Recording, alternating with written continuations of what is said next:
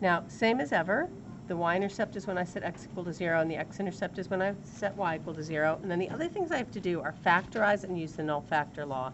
So those are the ones we did the other day that look like x plus 2 times x minus 3 equals 0.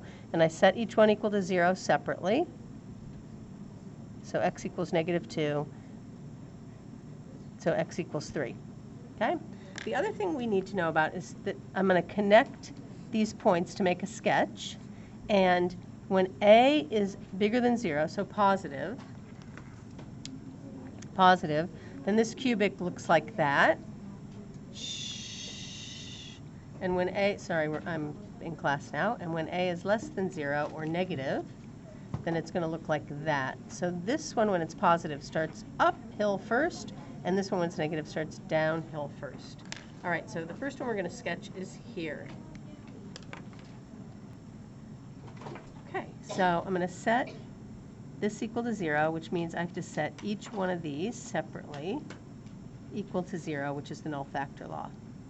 So I'm going to go x plus 2 equals 0, sorry about that,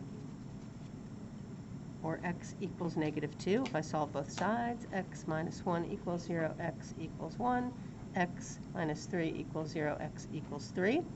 And then to get, those are the x-intercepts.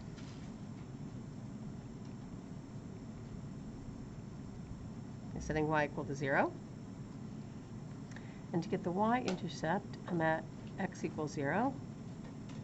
And I get y equals 0 plus 2 times 0 minus 1 times 0 minus 3, which is 2 times negative 1 times negative 3, which is positive 6. And after I do that, I can just draw now. So I put the points on the graph. Put the points on the graph.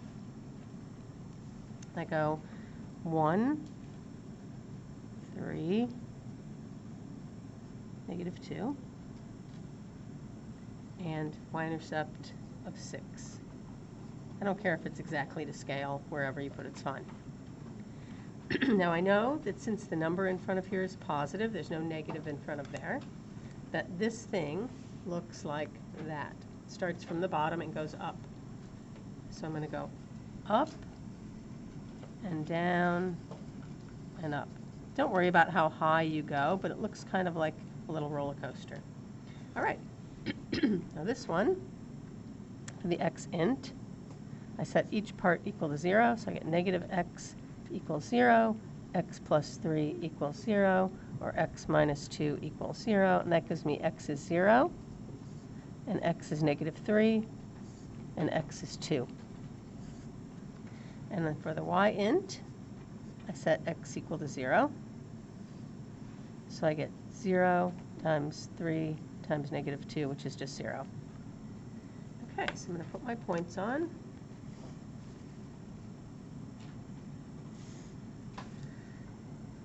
Zero and also 0 for the y int. So that's there. And this is 2, and then negative 3.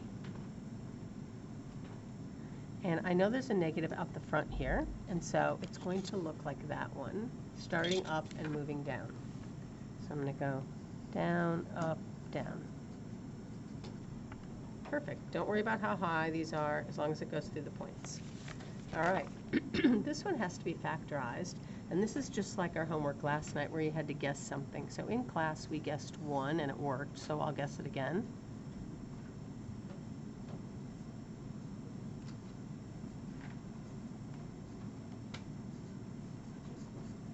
So this factorizes into y equals x, take 1, remember it's the opposite of what's there, and then this is the new coefficient, so it's x squared plus 5x plus 6. So now I'm going to have to factorize that quadratic that's right here. It's x plus 2 times x plus 3. And so I can see that the x-intercepts when y is equal to 0 are 1, negative 2, and negative 3. They're the opposite of what's in there. The the y-intercept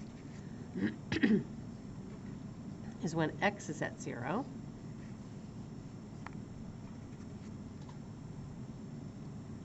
it's really easy in this one because I'm just going to use this top thing and go, well, when x is 0, the y int is equal to -6. Now I can put my points on.